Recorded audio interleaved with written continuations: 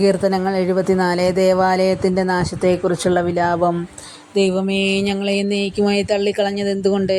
അങ്ങയുടെ മേച്ചിൽപ്പുറത്തെ ആടുകളുടെ നേരെ അങ്ങയുടെ കോപം ജ്വലിക്കുന്നത് എന്തുകൊണ്ട്? അങ്ങ് പണ്ടേ തിരഞ്ഞെടുത്ത ജനത്തെ, അങ്ങ് വീണ്ടെടുത്ത് അവകാശമാക്കിയ ഗോത്രത്തെ ഓർക്കണമേ. അവിടുന്ന് വസിച്ചിരുന്ന സിയോൻ മലയെ സ്മരിക്കണമേ. അന്തമറ്റ നഷ്ടാവശിഷ്ടങ്ങളിലേക്ക് അങ്ങ് പാദങ്ങൾ തിരിക്കണമേ. ദേവാലയത്തിലുള്ളതെല്ലാം ശത്രു നശിപ്പിച്ചിരിക്കുന്നു. അങ്ങയുടെ വൈരികൾ അങ്ങയുടെ വിശുദ്ധ സ്ഥലത്തിൻ്റെ നടുവിൽ അലറി. അവിടെ അവർ തങ്ങളുടെ വിജയക്കൊടി നാട്ടി. മരം വെട്ടുകാർ മരം മുറിക്കുന്നത് പോലെ അവർ ദേവാലയത്തിൻ്റെ കവാടത്തിലെ കടഞ്ഞെടുത്ത അഴികൾ മഴുകൊണ്ടും കൂടം കൊണ്ടും തകർത്തു. അങ്ങയുടെ ആലയത്തിനെ അവർ തീവച്ചു. അങ്ങയുടെ നാമം വസിക്കുന്ന ശ്രീകോവിൽ അവർ ഇടിച്ചു നിരത്തി അശുദ്ധമാക്കി.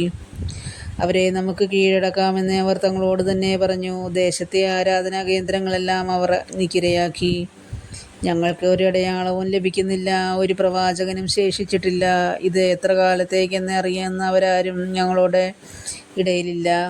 ദൈവമേ, ശത്രുക്കൾ എത്ര നാൾ അങ്ങയെ അവഹേളിക്കും? വൈരികൾ അങ്ങയുടെ നാമത്തെ എന്നേക്കും നിന്ദിക്കുമോ? അങ്ങയുടെ കരം എന്തുകൊണ്ട് അങ്ങ് പിൻവലിക്കുന്നു?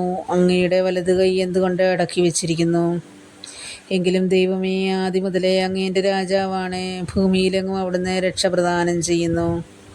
ശക്തിയാൽ അങ്ങ് കടലിനെ വിഭജിച്ചു. സമുദ്രത്തിലെ ഭീകരസത്വങ്ങളുടെ തല പിളർന്നു. ലെവിയാഥൻ്റെ തലകൾ അവിടുന്ന് തകർത്തു. അതിനെ മരുഭൂമിയിലെ ജന്തുക്കൾക്ക് ആഹാരമായി കൊടുത്തു. അങ്ങ് ഉറവകളും നീർച്ചാലുകളും തുറന്നു വിട്ടു. എന്നും ഒഴുകിക്കൊണ്ടിരുന്ന നദികളെ അങ്ങ് വറ്റിച്ചു. പകൽ അങ്ങയുടേതാണ്, രാത്രി അങ്ങയുടേത് തന്നെ. അവിടുന്ന് ജ്യോതിസ്സുകളെയും സൂര്യനെയും സ്ഥാപിച്ചു. അങ്ങ് ഭൂമിക്ക് അതിരുകൾ നിശ്ചയിച്ചു. അങ്ങ് ഗ്രീഷ്മവും ഹേമന്തവും സൃഷ്ടിച്ചു.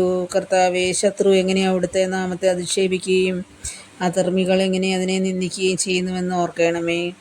അങ്ങയുടെ പ്രാവിൻ്റെ ജീവനെ വന്യമൃഗത്തിന് വിട്ടുകൊടുക്കരുതേ. അങ്ങയുടെ ദരിദ്രരുടെ ജീവനെ എന്നേക്കും മറക്കരുതേ.